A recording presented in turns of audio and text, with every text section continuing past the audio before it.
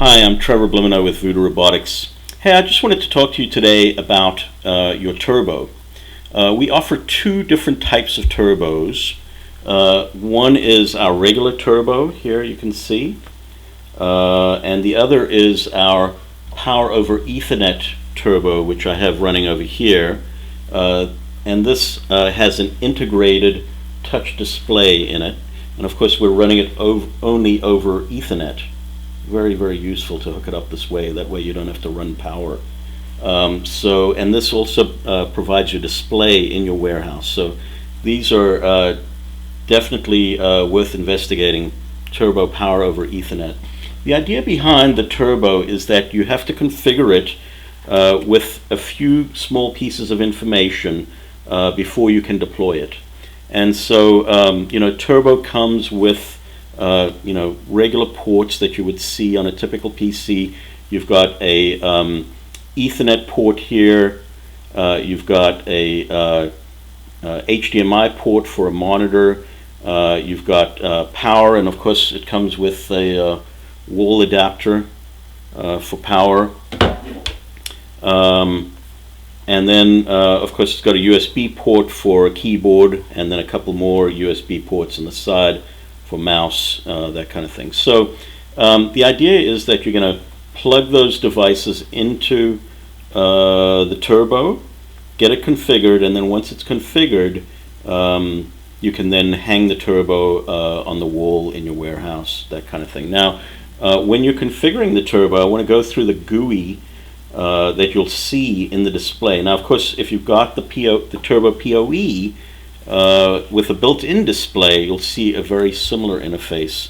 We'll have a look at that right now. So this is what the interface looks like when the device is not connected to Ethernet or to Wi-Fi. It basically, the top line is an error message. It's saying does not have an IP address.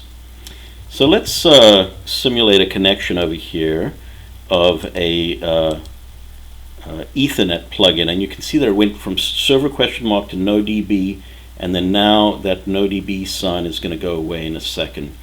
So what's happening there is once it gets an IP address, then that no IP message disappears, and then it immediately tries to log into the server, and that's where you see that message server question mark. If it doesn't manage to log into the server, that message will persist. And then after it logs into the server, it tries to connect to our database through your firewall, and if it cannot, then it'll keep saying no database. So those are diagnostic pieces of information that hopefully if you've got a working system, you won't really see that information, but those are useful diagnostic pieces of information. Now let's talk about these numbers here. You're seeing 0-46 over 553. The top left number is the number of active devices in your system. So I actually have a device over here, and I'm going to push the button. You can see immediately it changes to a 1. And if you have multiple devices that are active at the same time with their light on, then you'll see that number reflective of the number of devices that are in range of this turbo that are active. And then, of course, the number in the top right are the number of devices that are in range of this turbo. The number at the bottom is the total number of devices in your database, sort of like the maximum number that could be in range of this turbo. So now, if you, this is the default screen that the display, will fall into if you don't touch the display on the power over Ethernet, or you don't move your mouse. Now I'm going to move my mouse over the display. We'll see what happens. It actually changes to a little bit more detailed information, and you can see up here actually got our Ethernet IP address. Shows you what your Ethernet IP address is. Right now we're not connected to the Wi-Fi network, and so we don't show an Ethernet address for the Wi-Fi. And of course, if you want to connect via Wi-Fi, you just click on the Wi-Fi connect Wi-Fi button, and you'll be prompted both for your router SSID and your router password. And once you do that, then once you connect, you'll be able to see your IP address over here for your Wi-Fi as well. So you might actually have two IP addresses. If you connect both ways, it can be useful as a redundancy. And then down here is our server status. So now we're connected to the server. If we click on Connect Server, this is an opportunity for you to put in your Scootkeeper username and password. Now that's for people that are using Scootkeeper as their server. You may actually be using a Big Block server on your local area network, and in that case, you would put in your Big Block username and password over here.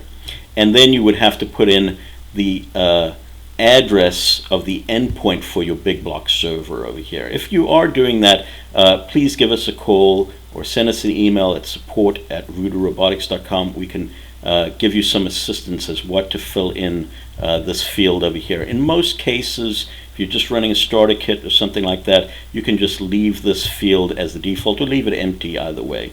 It doesn't really matter. And then once you connect to the server, then you should get this message over here that says OK.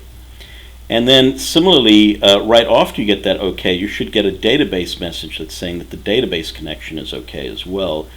Sometimes we see some other message here when there is a firewall problem, like if your firewall is not allowing our outbound connection for some reason to our database, you might get an error message here. Very unusual sort of thing, but just mentioning that just in case.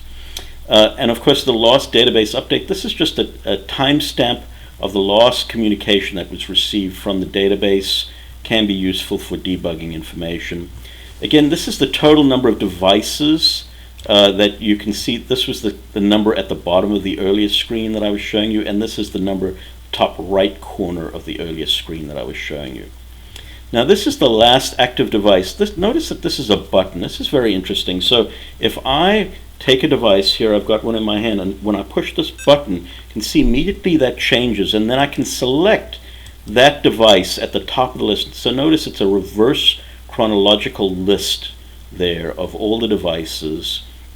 As soon as I select that device, now it's put that device down here, and I can immediately do a test write to the device. You can see there, I sent a test message to the device.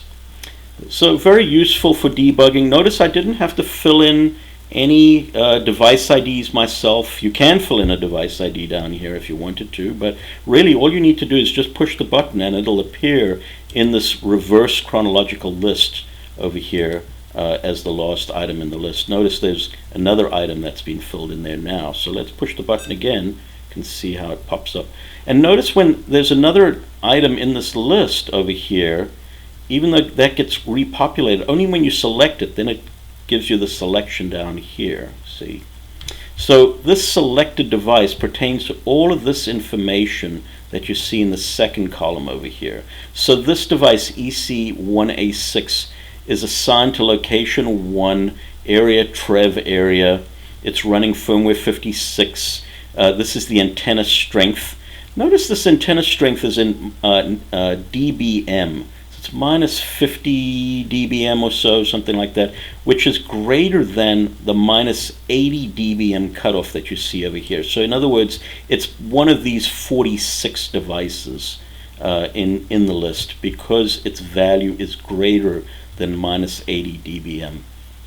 The add interval, you should see if every advertisement is received, you should have a number that's around 500 since the device wakes up twice every second. The interval should be about 500 milliseconds. This is just a running total ad count for the device, and this is the last advertisement time. So if I take this device now and I pull out the batteries, you can actually see that that total number of ads has stopped counting, right? And the last ad is not moving forward right here. So now as soon as I put the battery back in, you'll see that those total ads start counting again, and we'll go back to an ad interval that drops to 500 milliseconds again. Notice also in the top right over here, when we put that battery in, we got a whole bunch of messages here. This is the turbo communicating with the device as the device starts up to set its static information.